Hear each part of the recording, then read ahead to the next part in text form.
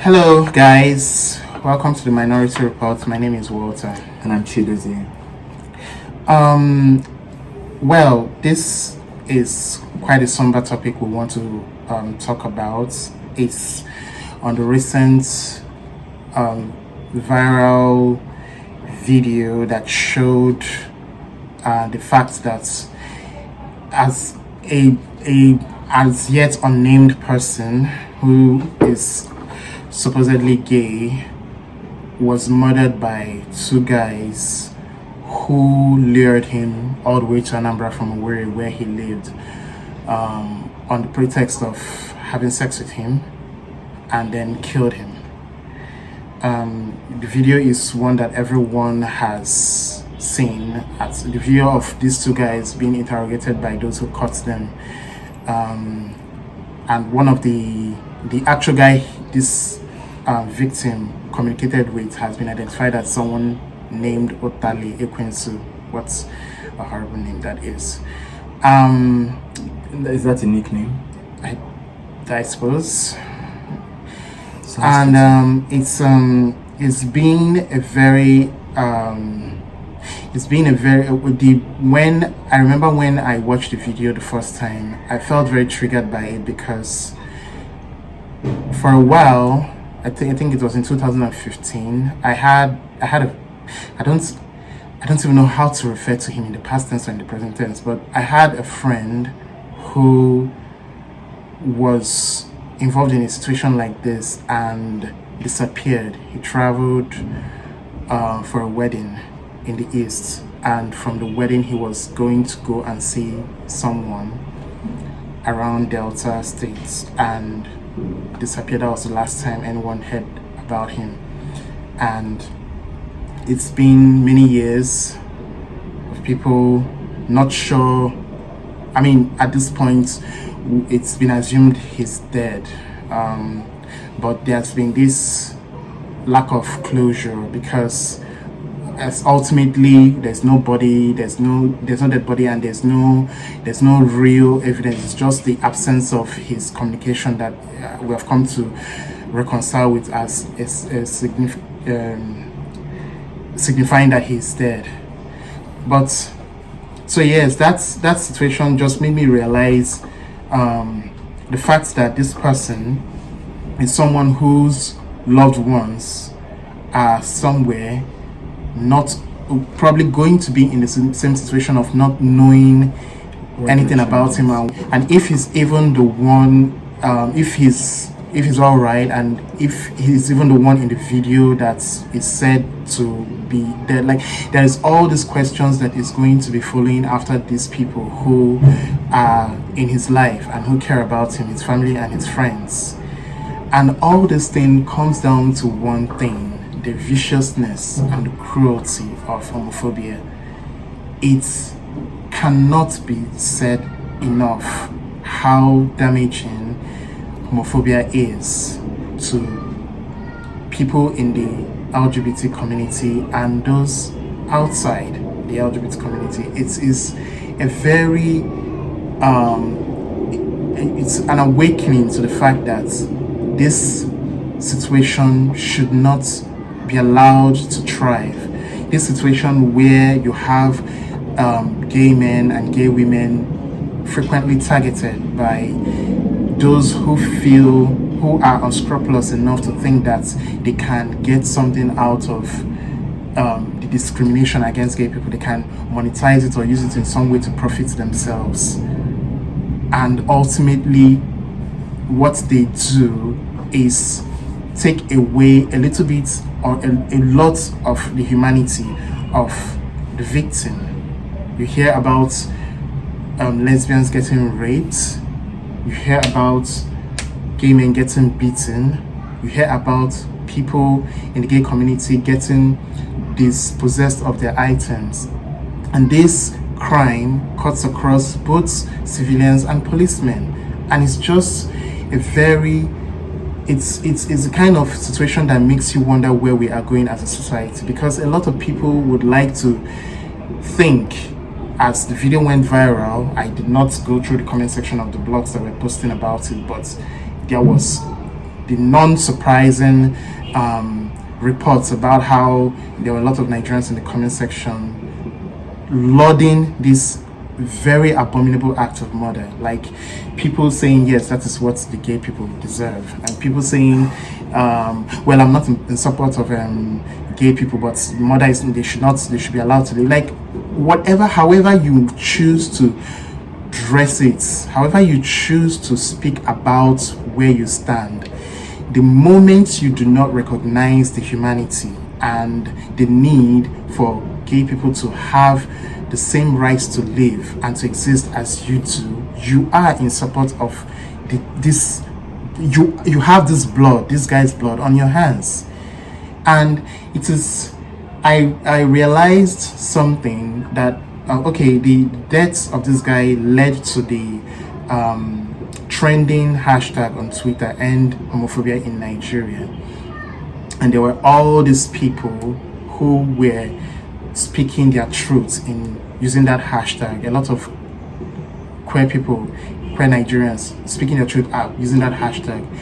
And also there were people coming into these narratives, into these tweets, and saying the most horrible things. I mean, I know I did not try to check out the comment section of these blogs that made this video go viral, but I was confronted by these tweets on that hashtag because I was going through them and I was allowing myself to soak in the pain of all these people who are part of my community. And then you see people barging in to treat it like it's a joke, as in it was a variation of from laughing about it to just plain endorsing the discrimination and the dehumanization of gay people in Nigeria. And it was very, I did not know whether to sink into the pain of my community or to sink into the pain of realizing that we are living amongst people who lack humanity. A friend tweeted about getting beaten for 2 hours. Even before the tweet, I was familiar with his situation, with this case when it happened in 2017. He was beaten just because it's not like the people who beat him up saw him. I mean, even if they did, but in this case, they didn't even see him do anything. It's just because he is effeminate, and so he gives off the vibe of somebody who is gay, and they pounced on him and they beat him to shit. And he was talking about this, and he was very, very open about the pain he felt. And you would think anybody who comes there would commiserate.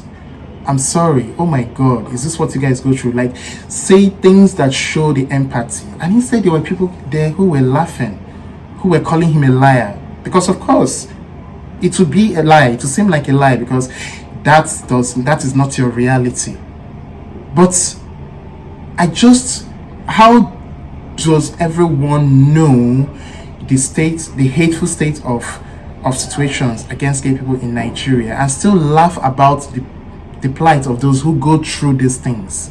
And I was veering between anger and pain and sadness, and it's really triggering to know that these are the people we exist with. These are the people who are champions of such hate, of such poison directed at people who are just like them. It's not like we're walking around looking like aliens. We are just as human as the next person, and somehow I don't know if the social media is what makes this detachment possible, or if this is who these people really are in real life. But it's troubling that this is the kind of people we exist with. And for me personally, I'm just like, with everything that happened, like, I am somebody who is very conscientious about the sort of content I consume online. So I wasn't even aware at first I had no idea about the whole end homophobia thing. I forgot to mention it, but I think you don't mention it to me. Yeah, you did. And then I struggled, but I was like, okay, let me just look through this hashtag, because to be fair, like, you always expect people to be stupid, right? But then the vileness, and I keep, sometimes I sort of like ask myself, why do you still get shocked?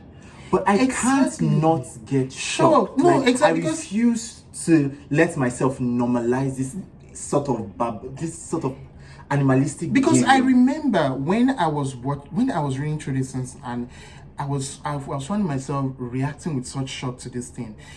A part of me was telling me, but was it not just, it's less than 3 months ago that Kiki Modi's tweet trended, and it showed the extent of the homophobia in Nigeria, and all these people were saying all these horrible things. And I was thinking, but there's context. I trying to contextualize that situation. I'm like, somebody literally died. yes, exactly. No. Hang on. I need to rephrase. Somebody was murdered. Like, I was like, okay, but why I can separate my reaction to that is because Kikimori was just talking about the normalization of equal rights amongst gay people. So I can sort of separate my reaction to that from this, because this is something that has to do with a death, a murder, Somebody was and killed. people, For no other reason than the fact that he was. and this End Homophobia in Nigeria hashtag was talking about the pain of other people who are lucky to be alive to talk about this pain, and you're in their mentions I think what jubilating. what this whole subject for me, like where I am right now, is fuck everybody, fuck this country, fuck Nigerians. Like, I don't care. I'm at a place right now where I really don't care if the entire thing burns, and like, I don't see myself being invested in anything that does not directly benefit same-sex attracted people in this country anymore. Like, if it doesn't directly benefit, like, you all can go to hell, you all can burn. I don't care. I don't want to know. I'm not thinking about, like, the level of fuckery is like, and I didn't even go, like, to be honest, I didn't even really go down the line with the hashtag. It's just a couple of lines, and I'd already seen enough. Like, are you fucking kidding me right now? Like, this is what? That the level of the complete lack of empathy is something that I can't wrap my head around. I keep telling myself, I keep to somehow make this thing make sense, because somehow it just does. It's impossible. It boggles the mind that anyone can be so immune to the pain of someone else that you lack this absolute empathy. So the way I try to struggle to make it make sense is that, oh well, maybe these are people who just want to be trolls online. But then I ask myself, even if you're going to be a troll online, like, it's how going to have to be something like this. I don't know. Like, I think in many ways, I don't know if it's a Nigerian thing. I don't know if like, I want to believe that this is not a human thing. Like, I really don't know. I don't know if there's something about the Nigerian situation that makes, and I try to tell myself, like, how many people on Twitter, in total, Twitter is not like, it's not that big a deal. It's not, it doesn't necessarily represent the views of the larger swath of society or Nigerian. But it's, all these things are rationalizations. I know. We have to try and think that we do not exist in the midst of monsters. We have to try and believe that in the same way that we are human, there are other people who are just as human as we are. We just have to rationalize, because I think that's what's another thing that's like really heartbreaking for me is that even up to now, like, I still don't know the name of the victim. Like, right? It's just the victim being reduced to sound bites. In some ways, something that I don't know. There are a lot of things. Because like, yes, and true, that is especially painful because he will soon join a statistic.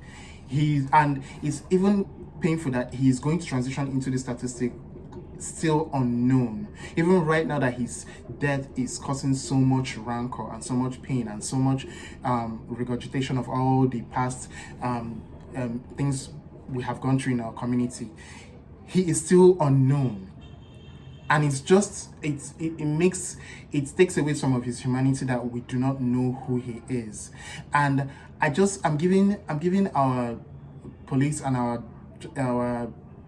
justice system a side eye that this guy has been dead this long and they haven't frog matched his killers in some sort of viral video. I mean, with the swiftness of the way that they did that to the Egbeda's 57, the men that they in the Lagosians, the 57 Lagosians that they arrested in Egbeda on a gay initiation party, I suppose that takes precedence over actual murder. But you know what? We live. Like Dozie said, at the end of the day, it's just the less fuck you give, the more you just have to keep living. I guess what I feel at this point is hate. Like, it's so, for me right now, I don't even know that I can sustain, aside the people that I already know. I'm not sure that, I don't know that I would actively nurture a relationship with somebody who's heterosexual at this point. Like, because it's like, what, you all have a problem and you all need to deal with it. Because, wow, like, it's like, this is one of the things that leaves me just completely tongue-tied. I'm just angry, and I even struggle to talk about this because, to be honest, like, what I just want to see is, I want to see some violence. Like, maybe that is the language people would start to understand. Because what the fuck is all this?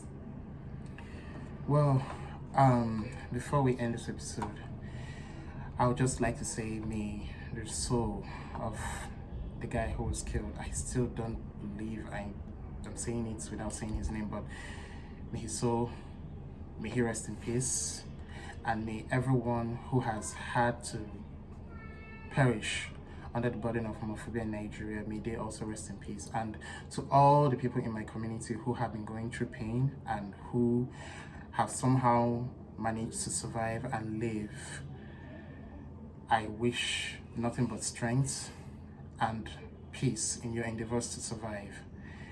And please, whether it's a plea or an outcry from a place of anger, end homophobia in Nigeria. That's the show for today. I'm Chidozie. And I'm Walter.